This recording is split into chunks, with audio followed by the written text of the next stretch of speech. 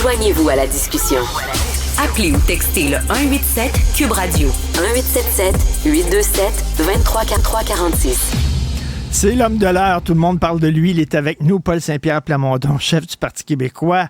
Paul Saint-Pierre Plamondon, est-ce que vous auriez pu prévoir toute cette vague de commentaires suite à vos propos concernant les Patriotes et les Acadiens?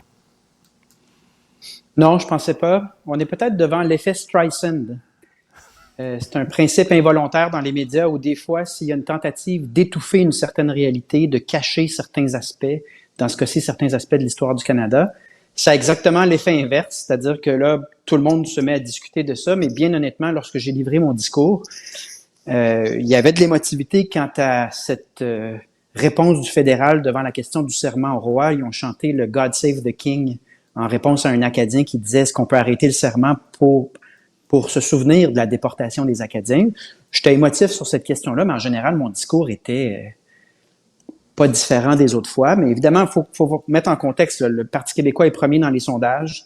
Les attaques viennent de tous les partis à Québec, de tous les partis à Ottawa. Ça fait beaucoup de monde.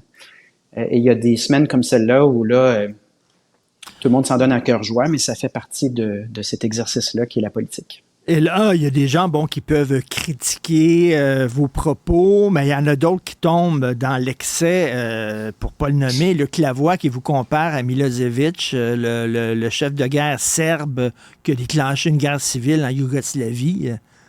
C'est n'importe quoi, là. Je ne sais pas si vous avez entendu ça, là. C'est vraiment du gros dérapage, là. L'avez-vous, l'extrait? On m'en a parlé vaguement, mais C'était à l'émission de Yasmine ici à Abdel Fadel où il disait ça. Là, il faisait. Est-ce qu'on a l'extrait? On n'a pas encore l'extrait. Peut-être on va essayer de le trouver d'ici la fin de l'entrevue. Oui, c'est ça. Je peux peut-être commenter de manière générale. En l'espace d'une semaine, là aujourd'hui, les caquistes me traitent de soupe au lait parce que j'ai témoigné mon insatisfaction d'un premier ministre qui ne répond pas aux questions dans un exercice très important qu'est les crédits. Mais on m'a retraité également de conservateur, de violent, de radical, et ça vient de toutes parts, Donc, je pense que les gens auront compris qu'il y a une partisanerie excessive devant un parti québécois qui livre la marchandise et qui va bien. Je pense que ma réaction devant ça, c'est de demeurer calme et serein et de continuer à défendre les points de vue qui sont les nôtres avec le plus de constance et le plus de clarté possible. C'est tout. La grosse question existentielle que je trouve fort intéressante, moi je lis tout ce qui se publie depuis 2 jours, puis je trouve ça intéressant comme discussion. La grosse question existentielle, c'est est-ce que Justin Trudeau se lève le matin en disant « Je vais construire un Canada qui va effacer le Québec » ou ce n'est pas une conséquence, c'est-à-dire je veux construire un Canada post-national, c'est son trip à lui, mais la conséquence de ça, c'est que ça va effacer le Québec. Vous savez, est-ce que c'est une volonté, une intention ou une conséquence? Ça peut paraître peut-être, on s'enfarge dans les fleurs du tapis, là, mais c'est pas la même chose non plus.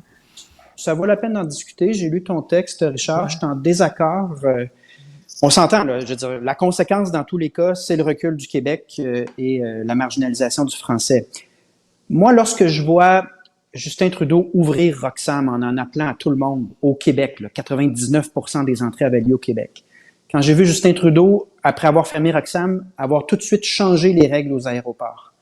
Lorsque je vois Justin Trudeau répondre au Québec qui dit est-ce qu'on peut répartir équitablement les demandeurs d'asile à travers chacune des provinces, lorsqu'il répond non, et lorsqu'il a eu ses fonctionnaires qui l'ont averti, si tu continues à augmenter l'immigration, même si le Québec n'y a pas consenti, augmenter l'immigration temporaire, il y a une crise du logement qui est inévitable. Il le sait, il continue. Ça me semble indéniable qu'il y a un élément intentionnel quand on prend ces décisions-là en toute connaissance de cause, et ça me semble indéniable qu'il poursuit l'œuvre de son père, Pierre Elliott Trudeau, qui a consacré la majeure partie de sa carrière à affaiblir le Québec. C'est son père et je pense qu'il continue volontairement l'œuvre de son père. Donc, il y a un fil rouge entre la déportation des Acadiens, l'exécution des Patriotes, 82, Justin Trudeau, etc. Il y a une continuité. Non, mais ça, c'est une autre nuance qu'il faut faire. Il y a une continuité, évidemment, dans l'histoire du Canada. Là, par définition, l'histoire est ainsi faite. Mais ce n'est pas vrai que j'ai fait l'argument qu'il faut faire l'indépendance aujourd'hui en fonction spécifiquement de l'exécution des Patriotes ou de la déportation des Acadiens. Dans mon discours, je me suis exprimé sur le God Save the King qui a été chanté la semaine dernière. Lorsque les élus à Ottawa chantent à tue-tête le God Save the King devant cet Acadien qui demande la fin au serment au roi, ils réitèrent en date d'aujourd'hui leur adhésion au colonialisme britannique et à toute cette œuvre. Et oui, il y a des passages violents dans l'histoire du Canada. Lorsque donc Pablo Rodriguez dit que je tiens des propos violents, c'est pas de ma faute s'il y a une partie de l'histoire du Canada qui est violente. Évidemment, ça se transforme d'un siècle à l'autre. Il y a une forme de violence politique dans le fait de faire une constitution du Canada sans la signature ni le consentement du Québec. Il y a une forme de violence politique dans le fait d'arrêter 500 Québécois. C'est ce que Pierre Elliott Trudeau a fait, incluant les membres du Parti québécois dans les années 70. Donc, évidemment, ça change dans la manière, mais est-ce qu'il y a une posture hostile envers les francophones dans l'histoire du Canada de manière constante? Je maintiens mon point. Oui, il y a cette posture-là et on aurait tort, ce serait pas prudent, à mon avis, de ne pas lire l'actualité d'aujourd'hui à la lumière de certaines constances dans l'histoire du Canada. Antoine Robitaille, dans sa chronique, qui va un peu dans le sens de la mienne aujourd'hui, il dit, c'était peut-être un peu maladroit de la part de Paul Saint-Pierre Plamondon. Il aurait dû dire attaquer un système. Il y a un système au Canada, c'est-à-dire c'est dans l'ADN du Canada, comme je le dis, mais peut-être pas personnaliser ça à Justin Trudeau. Je l'ai pas personnalisé dans le sens que, pour moi, il est l'héritier d'un régime. Je parle d'un régime, mais en même temps, Justin Trudeau, il est le porte-parole de ce régime-là aujourd'hui et il est le fils de Pierre Elliott Trudeau. Puis c'est là qu'on a potentiellement un désaccord. Puis honnêtement, c'est bien correct aussi. Là. Oui. Moi, je pense qu'il y a trop de décisions absolument volontaires en toute connaissance de cause, celles où ces fonctionnaires l'avertissent en disant « Arrête, tu vas créer une crise du logement majeure ». Il a été averti et il choisit sciemment de continuer. Il y a un élément volontaire là, pour les juristes, il y a une mens rea, il y a une intention quelque part là-dedans. Je refuse la thèse de l'inadvertance, c'est-à-dire qu'un Justin Trudeau qui n'a conscience de rien, qui ne sait pas ce que ça aura comme impact au Québec en logement, en service, puis dans le recul du français, et qui par hasard prend des décisions qui malheureusement, malencontreusement, créent des conséquences. Moi, je pense qu'il y a une intention, puis... Ensuite, tant mieux, ça ouvre le débat aussi sur un consensus. À savoir que dans tous les cas, on n'a pas intérêt à être là. Je me suis levé ce matin puis j'ai regardé mes messages. J'ai des amis souverainistes qui disaient tout à fait d'accord avec toi, Richard. J'ai d'autres amis souverainistes qui étaient furieux contre moi en disant t'es complètement dans le champ.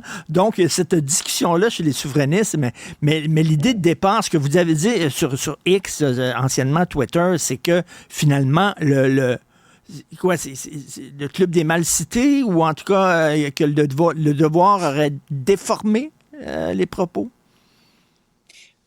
Deux choses. La première, c'est que on est d'accord, puis à peu près tout le monde est d'accord pour dire que la conséquence dans tous les cas du régime canadien sur le Québec, c'est l'impossibilité de planifier la pérennité du français, la pérennité de l'immigration, du logement. Donc, si déjà cette discussion-là... C'est la conséquence, tout le monde est d'accord, mais est-ce que c'est vraiment... Est-ce que Justin Trudeau ouvre les vannes de l'immigration? Est-ce que c'est pour construire son Canada post-national? C'est ça, mais ou c'est pour volontairement noyer le Québec? C'est ça. On peut être en désaccord sur la question de l'intention. Moi, je viens de donner mon point de vue. Mais s'il y a un consensus sur le fait que, de toute façon, dans tous les cas, la conséquence, c'est le déclin, la conclusion va demeurer la même. Et on aura ouvert un espace de discussion, donc, sur l'avenir du Québec qui me semble très utile. Je maintiens mon point. Moi, je trouve qu'il y a une intention dans des gestes délibérés alors qu'il est averti des conséquences pour le Québec. Mais si d'autres n'y voient pas d'intention, ça ne changera pas l'essentiel, la conclusion qu'on doit tirer de la trajectoire que nous réserve le Canada. Et ça, c'est parfaitement d'accord. On arrive à la même conclusion, même si on prend peut-être des chemins différents pour y arriver. C'est ça. Et en terminant, est-ce que c'est le passé qui pousse les souverainistes ou c'est l'avenir qui les tire? Parce que quand on parle du passé, tu sais, moi, le discours victimaire de plusieurs minorités qui disent oui, mais il y a 200 ans, oui, mais il y a 300 ans, ça m'énerve un peu ce discours victimaire-là. Et j'espère que les Québécois tomberont pas là-dessus non plus. On fait l'indépendance parce que l'avenir, le projet est intéressant pour l'avenir, pas pour régler des problèmes du passé puis se gratter le bobo. Ben, ça prend les deux, à mon avis. On peut pas non plus enlever aux Québécoises et aux Québécois leur histoire. Puis le rapatriement de la Constitution ou le scandale des commandites, là, c'est de l'histoire très récente. Donc, si on veut se projeter dans l'avenir puis comprendre notre présent, ça prend des bases en histoire. Il faut être capable de parler du passé.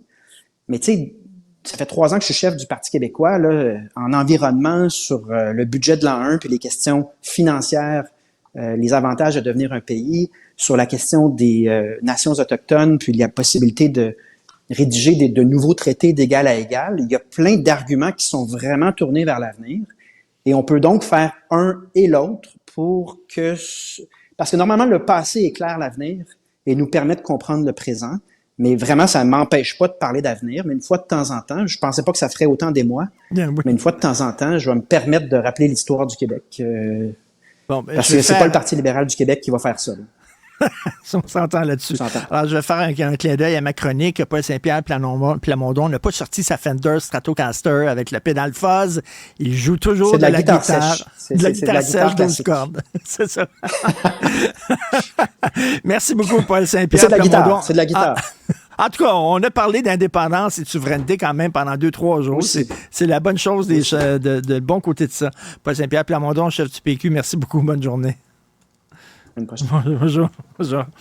Alors, c'est tout. Le temps qu'il nous reste, je n'ai pas vu le temps passer. Merci beaucoup, Florence Lamoureux, pour ton excellent travail pour la recherche. Il y a aussi Marianne Bessette à la réalisation, la mise en onde, Jean-François Roy. Il y a eu Tristan Brunet-Dupont et Julien Drolet, notre stagiaire. On se parle au prochain épisode.